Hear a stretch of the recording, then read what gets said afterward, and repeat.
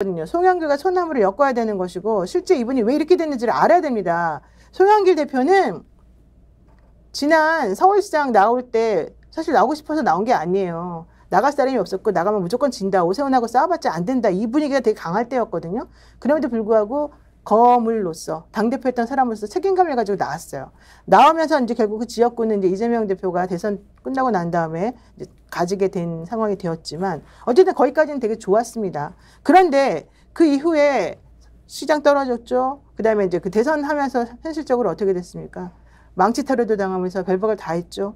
그러다가 나 이제 안 되겠다 해가지고 결국에는 좀 절치부심하자 해서 프랑스로 갔잖아요. 그런데 하필이면 그때 돈봉투 사건이 막 시끄럽게 터지면서 한국에서 SOS 요청이 옵니다. 좀 들어와 달라. 이거 좀 해결해 달라. 군말 않고 쫙 들어왔어요. 사실 오라고도 안 했는데 8개월 동안 검찰이 갖고 놀았죠. 네.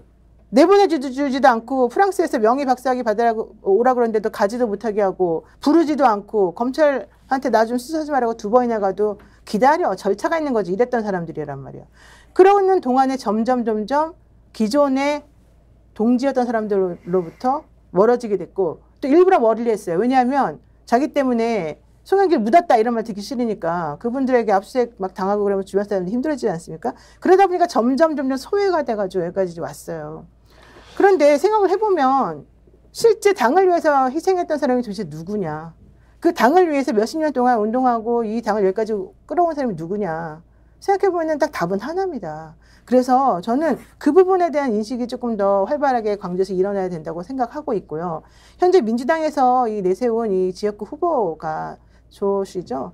그분이 사실은 여러 가지 이제 문제가 있다는 게 계속 더 드러나고 있거든요. 그렇게 따지면 이 거물급 정치인이 와서 지금 현재 인천 발전한 것처럼 정말로 크게 발전을 시킬 수 있는 능력이 있다는 걸 여러분들께서 아시고 좀 도와주는 게 필요하다 이 생각합니다. 지금 이제 광주 선관위에서 과태료 부과까지 시켰다는 소식 뭐 들으셨는지 모르겠는데요. 지금 민주당 후보가 토론에 불참해서 선거 토론에 불참하고 있다. 이기고 있으니까 그게 부자 몸살인다고요.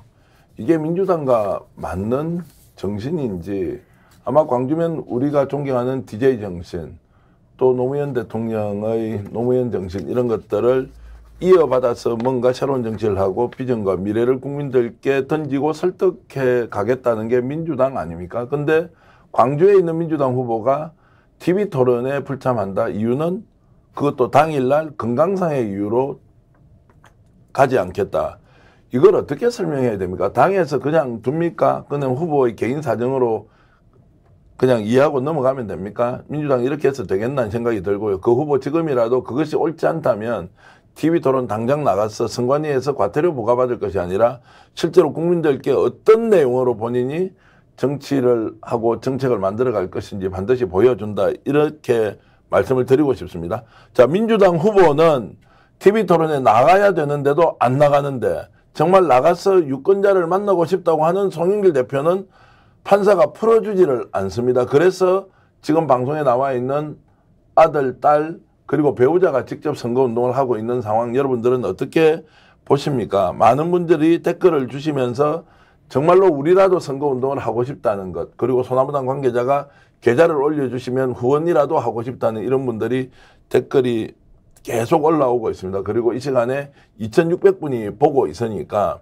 자 아들과 딸로서 먼저 딸이 먼저 말씀을 좀 하시죠. 지금 이분들이 정말 정치 고관여층으로 우리 방송을 보고 계신데 지금 광주에서 어떤 선거운동을 하고 있고 지금 송영길 후보가 어떤 지지자들의 지원과 응원을 받아야 되는지 말씀을 좀 해주시죠.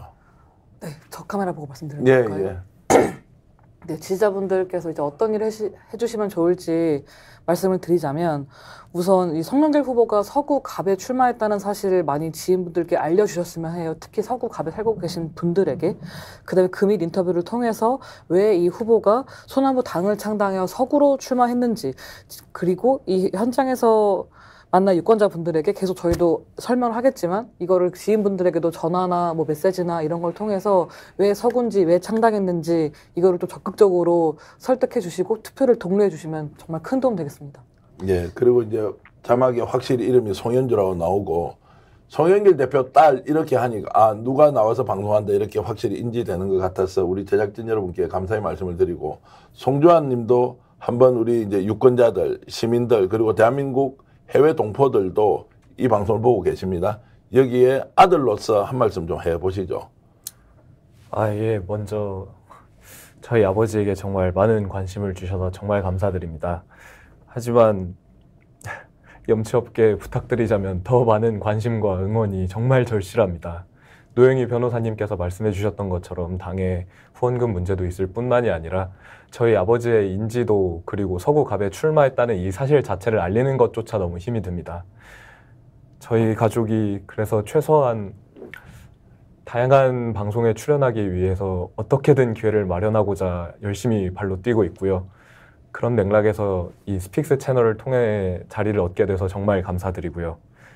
그리고 그만큼 저희 캠프 입장에서는 토론 참여가 정말 절실했는데 저희는 후보가 당사자가 아니라면 직접 토론에 참여할 수가 없기 때문에 그 지점이 많이 아쉽고 안타깝습니다. 만약에 송영길 대표가 옥중이 아니고 실제로 운동을 할 수 있는 상황에서 TV 토론을 했다. 야, 그 상상만 해도 얼마나 반향이 컸겠는지 제가 그림으로 그릴 수가 있거든요. 그런데 민주당 후보는 토론 자체에 나가질 않았다.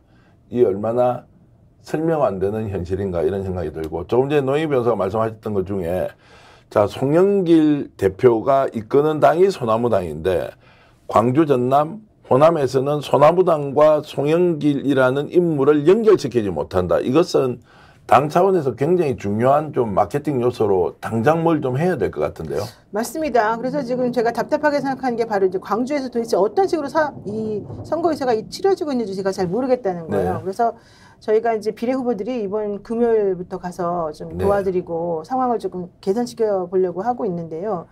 이게 의도적으로 이 소나무당하고 송영길을 분리시키려고 하는 다른 좀 여러 가지 외부적인 압력도 있는 것 같이 지금 느껴집니다. 근데 이제 여기 그 댓글 주시는 분들 중에 이재명 대표가 너무했네. 민주당 왜 그 사람을 버려? 이런 얘기 하시는 분들이 많은데 그 부분은 또 조금 제가 정리해야 될 필요가 있어요. 이재명 대표가 뭐 누굴 버렸다 안 버렸다 이런 측면의 상황이 아닌 것 같고요. 왜냐하면 이 대표도 지금 자기가 여러 가지 그 탄압을 많이 받고 있는 와중에 송영길 대표랑 같이 이렇게 되면은 좀 여러 가지 측면에서 더 문제가 생길 수 있다는 아마 판단들이 주변에서 있었던 것 같아요. 그래서 좀 조심하는 거지. 사실 뭐 그것 때문에 여러분들이 얘기하는 것처럼 뭐 관계를 절연했거나 끝났거나 이제 이런 건 아니고요. 그 점은 송영길 대표도 저에게 제가 접견하러 갔을 때 분명히 얘기를 했습니다. 왜냐하면 우리들의 기본적인 지지자들은 민주당 분들이고 송영길 대표 아까 파란 점퍼 입고 민주당 옷 입고 하는 거 봤잖아요. 이 가족들도. 그 고향을 우리는 벗어나지 않고 그분들을 배신하거나 이러지 않거든요. 그렇기 때문에 여러분들께서 혹시라도 이제 뭔가 좀 이상하다 이렇게 생각하실까 봐 제가 이제 오해 때문에 그 부분은 아니라는 걸 말씀을 제가 좀 드리고 싶고요. 어쨌든 지금 이제 이런 거 가지고 따질 때가 아니에요. 지금은 송영길이라는 사람이 왜 여기서 당선돼야 되는지, 송영길이라는 사람이 무엇을 어떻게 잘할 수 있을 것인지 이런 것들을 여러분들한테 정확히 설명드리는 게 필요합니다. 사실 호남 같은 경우에는 그동안에 호남에서는 후보를 내지만 그 사람은 대통령으로 하면 안 돼. 호남에선 표를 주지만 영남에서 나온 사람들만이 대통령이 돼야 돼. 왜? 그래야지 영남 쪽에 심기를 거스르지 않으니까. 이제 이런 얘기들이 계속 많았어요. 그러다 보니까 영남권 분이, 영남 출신 분이 대통령이 되더라도 그쪽은 챙겨도 호남 쪽은 안 챙기고 그러다 보니까 낙후가 되고 발전이 없었고 이랬단 말이죠. 그리고 호남 사람들이 너무 착해가지고 좀 이용만 당하고 있으면서 그동안 제대로 자기 목소리를 못 내는 경우가 되게 많았었잖아요. 그래서 이번에 송영길 대표는 이제 그 지역구 국회의원으로서 그동안의 노하우를 잘 살려가지고 그런 것들을 모두 타파하겠다. 본인이 그동안에 우선으로서 거물급 대표였기 때문에 본인이 할 수 있는 게 되게 많다. 방법도 알고 있다. 이런 것들을 여러분들께 설명을 드리면서 광주 서구갑 이 지역구에 있는 여러분들께 읍소를 하고 있는 거거든요. 그러니까 여러분들께서 정말로 지금 현재 나와 있는 사람들 중에 누가 가장 인간성이 뛰어난지, 누가 가장 유능한지 지금 당장은 안 보이지만 분명히 선거 끝나고 나면은 재판부가 풀어주거든요. 풀어줄 수밖에 없어요. 그리고 이 사건은 내년까지 계속 가요. 이 재판은 길게 갈 수밖에 없어요. 그러니까 결국 송영길 대표가 나와서 선거운동 할까 봐 사실은 안 풀어주는 것밖에 안 되는데 어쨌든 간에 송영길 대표 나와가지고 일을 한단 말이죠. 그러니까 사법 리스크라고 생각할 필요도 없어요. 우리는 검찰권이 그런 식으로 기소권을 남용해가지고 함부로 하는 이런 것들을 없애기 위해서 우리가 이 당을 만들어가지고 지금 뛰고 있는 거기 때문에 여러분께서 정말 우리를 국회로 보내주시기만 하면 송영길 대표처럼 이렇게 억울한 상황을 만들어주지 않아도 되거든요. 그래서 송영길 대표가 나오면 총선 끝나고 나오면 정말 열심히 이 광주 서구 갑을 위해서 일할 거라는 걸 좀 인식을 시켜주시고. 스픽스는 말하는 언론입니다. 대세는 유튜브, 그중에서 스픽스. 좋아요, 댓글, 구독, 알림 설정. 여러분이 저희를 사랑해 주시고 우리가 여러분을 사랑하는 4가지 방법입니다.